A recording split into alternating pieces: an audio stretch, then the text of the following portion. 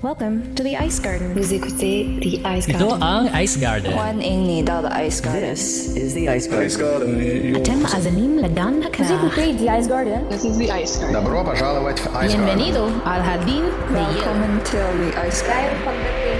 You're listening to The Ice Garden.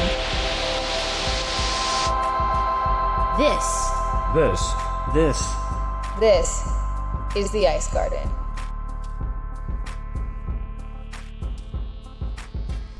Hello, everyone. Welcome to episode 1 of the Founding 4 podcast. This will be a podcast focused on the NWHL, where myself, Mike Murphy, and Erica Ayala, is that how we do your name? That's it. You got it. That's it. Wow. Perfect. Try. First try. Let's do it.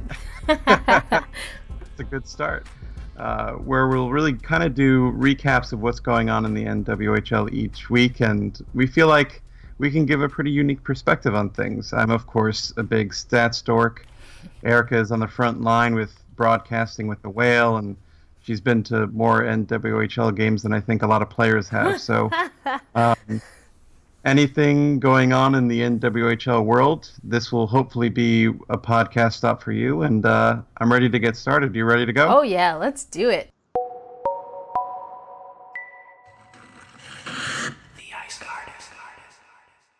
Mike, the NWHL is back. We're excited. Already have the first weekend in the bag. So how about we just talk about a few things leading up to the season, and then we'll get into the games that each of us respectively were able to see live. That sounds good to me. I'm going to ask you, what do you think was the biggest off-season story? Ooh, well, I will, in my very biased opinion, say that I think the is actually the Twitter deal really piqued my interest.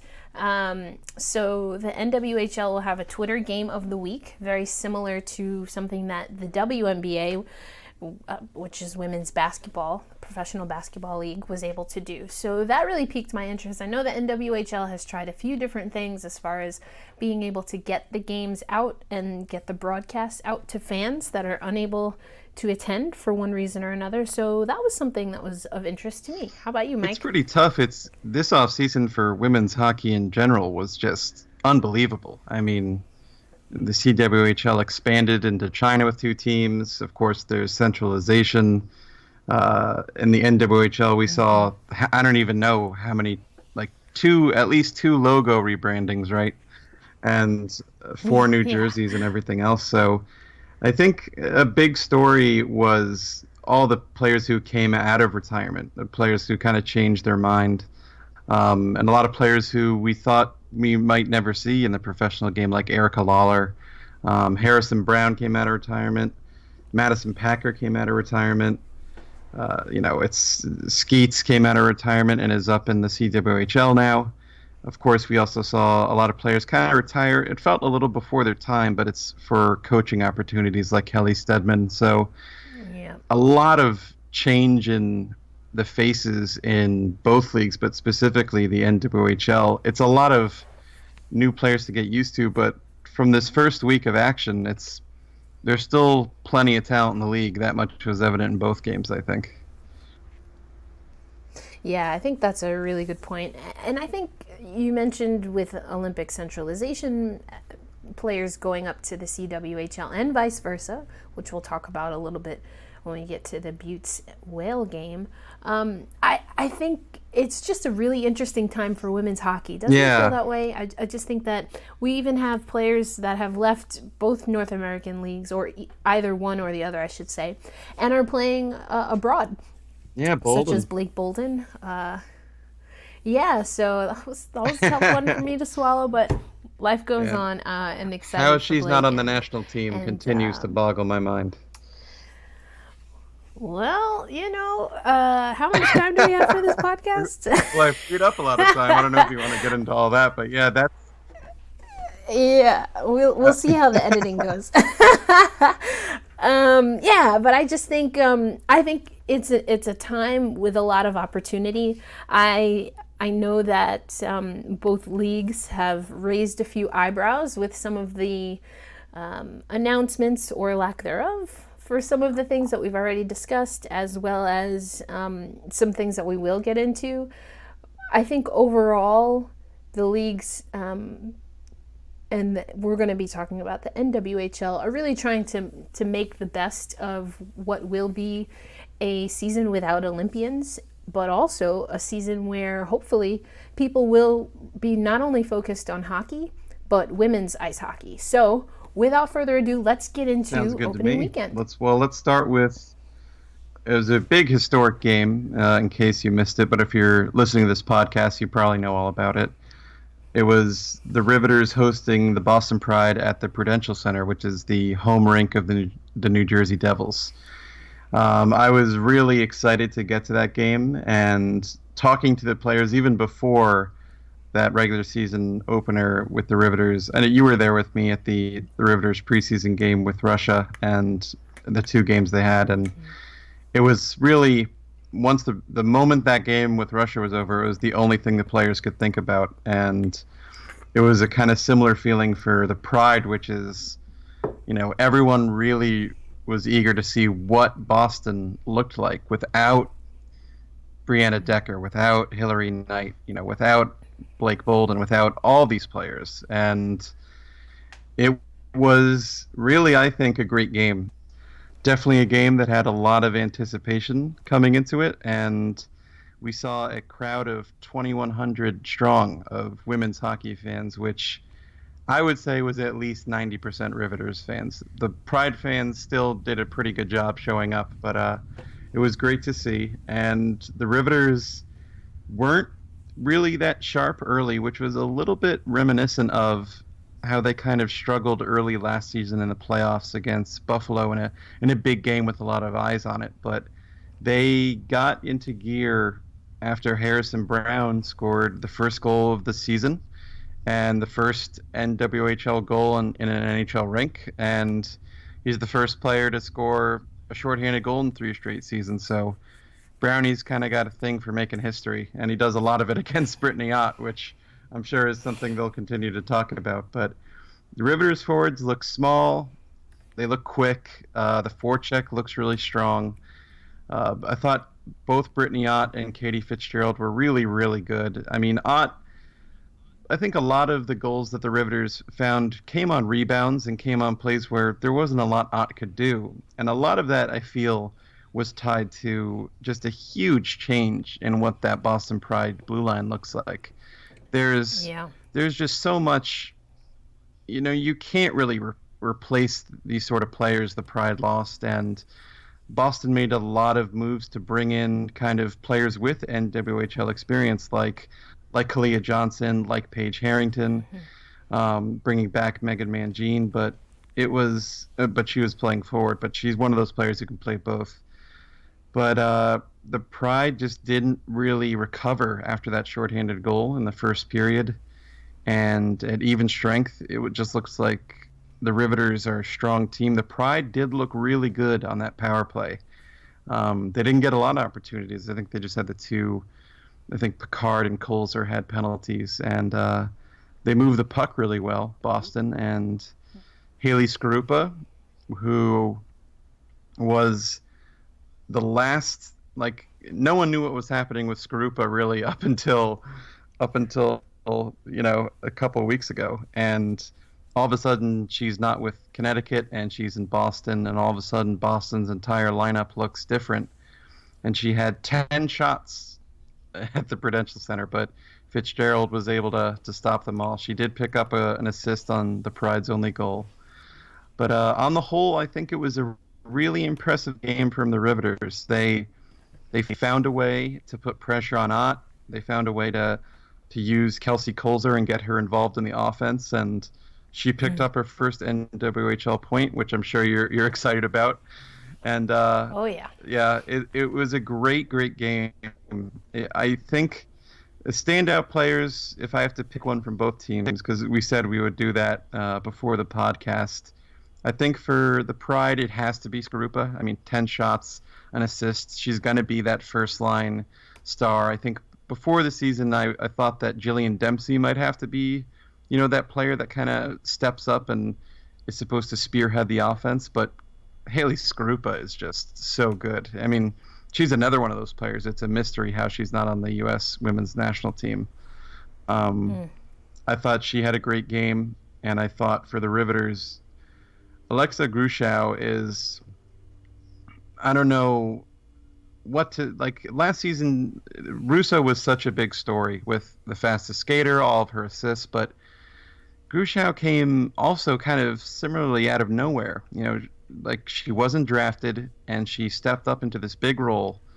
And while Amanda Kessel was out, she was that first line center. And Janine Weber and Kessel found chemistry later in the season, but for most of the year it was Alexa there, and she had a goal, an assist, and an amazing defensive play that I still can't get over. Yeah. That, like, as someone Yeah. who's tried to play defense in his life and has tried to make plays where there's nothing I can do, I just have to make a desperation play. She made an unbelievable play to just ruin Emily Field's day when she had a breakaway on a Riveters power play, and she got a little bit bloody from it. And talking to me after the game, she showed off her forearm where she got a pretty good scrape from the post. But she's one of those players where you feel like she's going to have a huge year. And obviously, you can't really talk about that game without talking about Brownie. I mean, Harrison Brown coming out of retirement is a great thing for the league, and it's clearly a very good thing for the Riveters. So I was wondering, what were your thoughts on the game? Because I know you've followed the Riveters closely, and you definitely should have some opinions on a 4-1 victory to start off the season. Yeah, I think it was a good game. I finally got to watch it. I was, may or may not have been eyeing the YouTube channel very closely to get get the full video as I was in Connecticut, which we'll talk about that game in a little bit. I thought it was great. I think both you and I are with the Ice Garden and did those previews for the league. And my big takeaway for New York was whether they were going to be able to have a complete game. I think to some of your points, and I defer to you since you were at the game, I don't think the Riveters started as strongly as they can. So that's a good sign. But I do, from what I was able to see, I do think that the Riveters were able to collect themselves at key points in the game. What I saw from Boston, which is very reminiscent of Boston Pride teams of years past, is that they're very aggressive and they can keep possession of the puck. And that is something that they were able to do even in that 4-1 loss. So this is a Boston team that it may have surprised some people that they dropped that first game. I think myself included. I had them at the top with just all of the offensive power that they have. But they haven't quite come together as a team yet. I think overall, you talked about Brownie's goal. That's Harrison just being very aggressive, and as he mentioned himself in between periods, seeing a split-second opportunity where the other team was kind of lagging. I think it was Skarupa actually who was there with Ott, and I guess they got their wires crossed. Skarupa's turning around, Ott's shuffling the puck backwards, and nobody picked up Brownie streaking in. So I think it was a little bit surprising that from the Pride perspective, and maybe that's just the standard that the first two seasons have set. Season 2, we know that save that last regular season game, and then eventually in the final, they were literally unstoppable. So I'll be curious to see how. I'd say more how than if the Boston team comes together. As far as the Riveters, I hope that they can maintain the cohesiveness that they showed at parts throughout the game, that they keep building on those opportunities. You mentioned Kelsey Kolzler. I thought she had a lot of good opportunities really getting involved in the offense from the blue line. I think you mentioned Alexa. She's been a player I've really enjoyed watching. I think, we see a lot of really great pieces and pieces that will be important moving forward. I thought Rebecca Morris had a good game. So we'll see. I think overall, final comments is neither of these teams is completely done growing, and they have not tapped out by any stretch of the imagination, and it was still a really good game. So that makes me excited to see these two teams go head to head again. Yeah, let me ask you this really quick. I'm kind of the opinion, I feel like you might be, but I want to make sure that the Pride's forward group is probably the best in the league, but I feel like that is a little more open to interpretation, and we got to see a little bit more what happens with, I think, particularly with Buffalo. I think that Buffalo group can sneak up on us, but we can get into that later. But do you feel like that the Pride are there with the forwards and the Riveters are there with the defense? Because the impression I got was, you said it really well, the Riveters, like Chad Wiseman, the Riveters head coach, called a really, really clutch timeout when the Riveters iced it, and Boston, like you said, they just had the puck on a string. It was like a minute and a half of them in the Riveter zone, and they needed that timeout desperately. Yeah. And it was just what they needed. But that defense was still there's no weak link on that Riveters defense. It's so deep. I think I would overall agree with you on paper. I do think that the Boston Pride forwards have the most skill, probably of a collective group of individuals, if that makes sense. And then also the same for the Riveters on defense. I think the Buffalo Beauts and the Connecticut Whale have a really... The success of those teams is going to be the team playing together. I don't know how much you're going to see individual standout performances, like you have the capability of players on the Riveters and the Pride being able to do so. Yeah. And so I think that, yes, the skill player for player probably goes Riveters on top defensively, the Boston Pride on top offensively. When it comes to the team coming in ready to play together because of the little mini teams on the Buffalo Beauts, I think they probably come in with the most chemistry. But I've been saying this for a while. I think the Whale have the most potential to grow. I think there's the most upside with the Whale. I see them making adjustments very quickly, and I think while they are starting in a rough place, I think they'll do some catching up that's a little unexpected, again, if we're just looking on paper. So I kind of got into a few of my impressions of the Jump Buffalo. into the game now. I want to hear your more of your takes on the game. Yeah, so the Buffalo Beauts took a 3-0 lead into the third period, and then the Whale were able to get 2 quick goals. Grace Kleinbach, so a rookie Grace Kleinbach, and Sam Faber were the goal scorers for the Connecticut Whale. I think it was about 10 seconds from one goal to the next.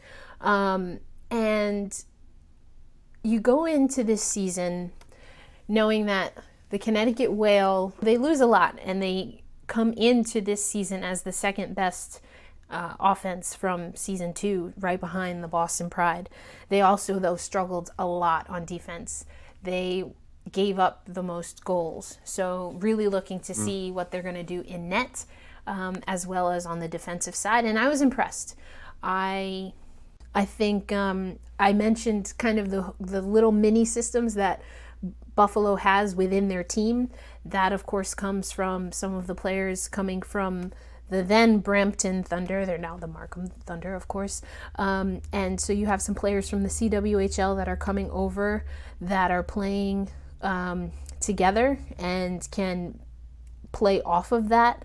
And so we see Jess Jones coming over, Rebecca Vint, specifically. Those players I thought really made an impact on the ice, and that was noticeable. And then you also have the Adrian College trio, and that's important when you have such a short off season. when you only have 2 preseason games, you only have 2 practices a week, any advantage that you can have where you know where to anticipate where your teammate is going to be, and that's when you get into space to get good shots on goal and to take advantage of that. So I think Buffalo has that. But as I mentioned, Connecticut, especially in that third period, showed that they can make adjustments on the fly, that they have a tenacity and a resilience. Speaking to players like Sam Faber, speaking to players like Jordan Brickner, Joanna Baraboo, who I think both of them had a really good game. This Whale team, for those that are returning, they seem to feel that the team is they're just communicating, and they're really they're buying in to what their coach and what their team is all about, and players seem to think that differs from years past, that there's a willingness not only to compete in practice and at games, but also to correct and to be humble enough to take advice and take the corrections as they come, trust in the coaches and their teammates, but then also to execute. And so I thought that was interesting. We know that the Connecticut team had a lot of up and down in that first season with their coaching and GM situation. That translated in the second season due to the unfortunate circumstances league-wide with the salary cuts to players like Molly Engstrom leaving the team. And then in the offseason, we already mentioned they lose some key players. So to hear that this team that's very young, lots of rookies, the most turnover, if you will, that they're really buying in, I think is really good to hear. And that's why I kind of give them extra points for having, and they're the team that I think has the most potential to make big adjustments and big improvements in a short period of time. Yeah, that makes a lot of sense to me. I definitely didn't think about it in those terms before the season began. The way I looked at it was just Kelly Babstock is back and Brickner's back on the blue line. Then it's, oh boy, like there's so many question marks here for Connecticut. But I think they're the team with the least amount of pressure on them. Like there's low expectations, but that doesn't mean that's what they expect of themselves. I think, like you said, for a team that can kind of figure out who they are as a group and grow and develop together, if they can play a strong team game, and I think a big point here was, I mean, we've had plenty of rookie debuts, obviously, but Sydney Rossman for the Whales, she stopped 34 shots on 37 shots on goals. I mean, a .920 save percentage in her debut against the defending Isabel Cup champions. And goaltending has been a huge issue in Connecticut. And I mean, I don't know what more if you're a Whale fan. Like, that's all you need to see. That's an amazing performance. And like you said, I mean, it says a lot about a team to get, they're down 3-0 and then 10 seconds, bang, bang, they're right back in the game. Right. No one expected that. The Buttes certainly didn't expect it. So, and that the other point you raised that I didn't even think of is, like, to hold Buffalo and a Buttes power play with Sarah Edney and Rebecca Vint and Jess Jones to 1 for 8 on the power play. That's massive. I mean, it's a huge deal. Yeah. And I think the players, of course, they want to win. There's no mistaking that. But I think from Coach Ryan Equali to, again, some of the veterans, they also know that in order to win consistently, they have to win at small things, such as being able to rally in the third period. As Grace and Sam Faber, the goal scorers, were talking post game.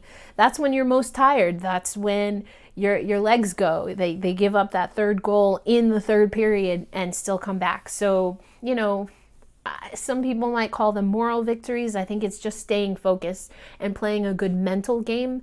I think we saw that Connecticut was able to do that. Didn't get any post game availability from the Buffalo Buttes, but I think Eric Wolschlager put it, that was a solid game from the defending champions. I think they put the league on notice that they are ready to defend the crown, as they say. But it also showed that in this league, if you give the other team any opportunity, it can make a difference in the game, as it almost did for the full comeback for Connecticut. Yeah, you just can't afford to underestimate anyone. Right. I thought Buffalo looked really strong, especially there was no Courtney Kunachika, and that's a big hole in the lineup. But it's one of those things where there's so much like anticipation of Jess Jones, and her first game she doesn't get a point, and so it's like, oh, what the heck? She tied the scoring lead in the CWHL last season with Marie-Philippe Poulin, but Jones had 5 shots, and I thought she looked really good. The other thing, you said it so well, like these kind of mini teams that are on the buttes, that there's a lot of these little, like a lot of the holdovers from last season know each other. There's the Adrian connection. There's the CWHL imports. So there's all this. There's all these these little, they're not necessarily like social cliques, but there's all these little cliques, and at some point they're all going to kind of merge together. And when that happens, Buffalo's going to be even scarier, I think. But yeah. On the whole, I think the most surprising team of this first week has to be Connecticut. I know they lost. I know they got outshot, but I mean, if we see more of this from Sydney Rossman, and if we see more of the Wales rookies like, Grace Kleinbach, and we get to see more contributions from players who, we just don't know enough about. And if they can perform and produce, then it's going to be really surprising. I think the best surprise team was the Whale. I think the team that maybe didn't live up to expectation was Boston, but I really do agree with what you said earlier about, Boston at times they just own the puck, and it's just, Katie Fitzgerald, since we're talking goaltenders, she was just outstanding, and when she can take away just the bottom half of the net. She's 5'10". She does a great job getting in the butterfly position and just getting those long legs out. And the Pride tried, I don't even know how many stuffing attempts around the net, and her pad was just always there. And the Riveters did a great job of tying up sticks and getting the rebounds out of there. And she was very quick to say that her defense was great after the game, but it took Boston 31 shots. They only got 1 past her. I mean, it's just unreal. She's right back in that goaltender of the year form. And in terms of great stories in women's hockey, is there a better story than Katie Fitzgerald, who just came out of nowhere? No one knew what to expect from her. All of a sudden, she's the Riveters' starting goaltender, and she takes the league by storm. And here she is. She looks like she's going to do it again. And the other big story this weekend is, what happens if Boston goes 0-2? What happens if they lose to the Whale? Do you think that can happen? Anything could happen, right? It could happen. Sure, it could happen. That's why we play the games. Exactly. Yeah. I think it could happen. I'm not expecting it to happen, and for me, this is why. The Connecticut Whale is a team that's still growing. I think that as well as they did to kind of hang in there defensively, I don't think that we've seen enough yet from Connecticut on how they're going to create on offense. And Phil and I were, that's a good point. Phil and I were on the broadcast talking about leading into that third period. That's where you need players like Kelly Babstock to really step up. But here's the thing about Kelly Babstock is that although she might have gotten a little more attention last season and will certainly get a lot of attention this season, she's always been the type of player that has put her team on her back. But I don't know if she'll be able to do that when she's, at least for right now, the main target for the other team as far as who to shut down. And that's something that we didn't talk about when we talked about the Buffalo Buttes. They were swarming the Connecticut Whale, but particularly Kelly Babstock. She was still able to make some fancy moves, but she did not get anything past Levier. So I think that from the Whales' perspective, if I had seen a little bit more on how they were able to produce organically, authentically, and create offensively, I'd have a little more faith. I think they need to settle into their systems a little bit more and learn how to control the puck and keep possession a little bit more before I can give them that win over the Boston Pride, which is a team that does that extremely well. As you mentioned, Katie Fitzgerald had a great night and was able to really shut down and hang on to the puck and not let up too many rebounds. Rossman has done a much better job from the first 2 preseason games into the first game of the regular season with rebounds, but the chances for the Buffalo Buttes, did come off of rebounds. If the Pride will continue to be the Pride team that is just savage in front of net looking to pick up everything, then that could be a problem. That either means that Rossman is really going to have to be lights out and just clinch and clutch and lay down on the puck. That also means that the defense has to be able to clear the puck, or the team has to be able to clear the puck. No, I get it. It's fair. It's going to be. And you know what? It's an important thing to keep in mind. The regular season still matters, but the only thing that really matters is what happens come the playoffs. Yes. And the Whale, I think in particular, are a team that can say, you know what? We're going to go through growing pains. We're gonna take some losses, and we're gonna figure it out. But when the playoffs get here, we have the same chance as everybody else. Agreed. And I think what we're seeing early on is that Connecticut has maybe a few more weapons than most people gave them credit for, myself included. Yes, agreed. And they definitely have, if nothing else, a great goaltending, or looks like great goaltending and great penalty killing, and that's a big deal, especially for a team that can get kind of stuck in its own zone and chasing the puck a little bit. And sometimes you can't help but at the end of your shift, you're tired, you're just trying to get the puck back, you take a penalty, and then that, okay, we took a penalty, it is Boston or it is Buffalo, but we know we can kill penalties. That's part of who we are.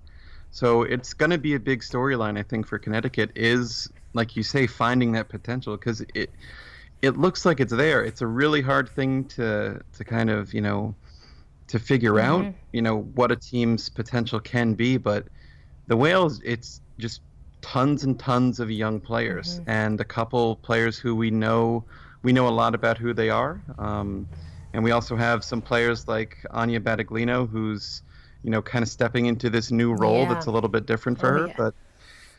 But they're going to be, if nothing else, I think, a really fun team to follow. I think so. Because it's a team you get to see grow from game one. So, I expect we'll see 2 good games this weekend. I agree with that. And the only other thing I would add is on the Boston side is, historically Boston has been a team that can kind of, I'd say maybe kind of cruise in neutral, and really rely on the talent that they have to get them through. We've seen that against this Connecticut team, again, historically, that they've had a challenge closing out Connecticut, and there are players on the Connecticut team that remember that. And so that first season, Connecticut goes in and they're undefeated for the first 8 or so games. And so this is a stubborn Connecticut team. I think for Boston, again, on paper, they look really good, but I'll say the same thing for them as I've said for the Riveters. They're going to need to play consistent 60 minutes. And that's not something historically that the Boston franchise has done. So now that's what that's where this team needs to be more disciplined. Whereas Connecticut, we're thinking more from a collective skill and familiarity. With Boston, it's definitely the mentality. Are they going to come and show up and be ready to execute the team, the team game plan for 60 minutes every night, or at least for long enough to really shut down the other team. That's going to be a big question mark for the Boston Pride. It'll be interesting because there's been a big change, I think, in leadership in, Boston. There's a new coach, there's a new captain. There's a lot different this season. So it'll be interesting to see if that kind of negative trait stays with the team. Well, we don't have long to wait. Those games will both be on Saturday, November 4th, starting at 7:30 p.m. So it's going to be exciting. We get NWHL hockey every week this season, which is very exciting. I guess that kind of that's a good place for us to wrap for our first show. Any other things, Mike, that our adoring fans should be on the lookout for come week 2? Any storylines or any stories that you think might come into play? There's definitely something I think worth keeping an eye on with the Riveters is their team size, especially at forward. They have a ton of big physical D who can also skate, which is, it's no downside really. But the Riveters are tiny at forward.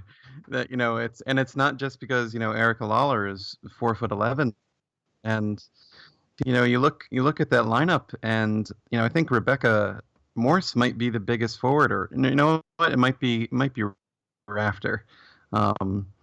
It's and Rafter, she uses her height really, I think, for her stick handling and to have a really long stride, but she's not really a physical player. That lineup is really small, and it'll be interesting to see if teams decide to start leaning on them. And the Buttes, say what you will about Buffalo, but they know how to play physical hockey. So I think it'll be really interesting to see if teams kind of clue on to the fact that they can play a physical brand of hockey against the Riveters because that group of forwards is so small. I think that might be something to look forward to this weekend, and to see, especially because, a big part of Buffalo's physicality for the past 2 years has been Harrison Brown. And he's the visiting team this time around, which is a first for that. I think that's something to keep an eye on.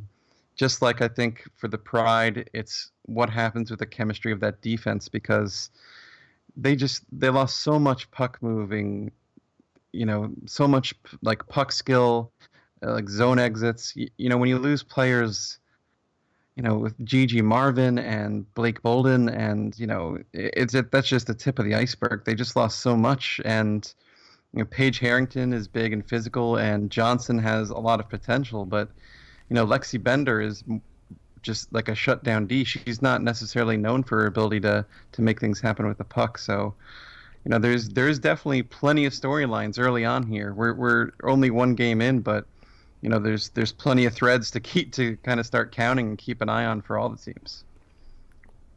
And so it sounds like, Mike, you will be keeping a close eye out on that Metropolitan Riveters versus Buffalo Buttes game. Yeah. Probably safe to assume that I'll be more zoned into the Connecticut Whale at Boston Pride game. I think both will be great. And then we'll get to see the following Riveters play the week. Whale. So they come up to Terry Connors, so that's exciting, which means you have the rematch of the first 2 Isabel Cup finals. That's the Buffalo Buttes and the Boston Pride after this weekend. Sounds good to me. I can't wait. Oh, yeah. Hockey's finally here. So again, I know, hockey's here, and we're only talking about one league. Let's give ourselves a shameless plug. Mike, where can our listeners find you? You can find my work on women's hockey at the Sporting News and at the Ice Garden. If you want to read me covering the NHL, and you can find me over at FanRag Sports, and for Rangers coverage at Blue Shirt Banner. Where can people find you, Erica? Tell them the nice things. All right, so for women's hockey coverage, I will be on the call with Phil Jubileo for all of the Connecticut Whale home games. I'll also be doing recaps and write-ups for the Connecticut Whale at nwhl.zone. Also with the Ice Garden, have a few more in-depth pieces that I'll be working on for the Ice Garden. Very excited for those. And always on Twitter at elindsay08. All right, Mike, so not too bad for our first show. Yeah, not too bad at all, I think. I think it was a strong start. Yeah, so well, we thank everyone for listening in, and we will be back with a recap of week 2 and all the things to come in week 3 and beyond. Thanks for listening, everybody.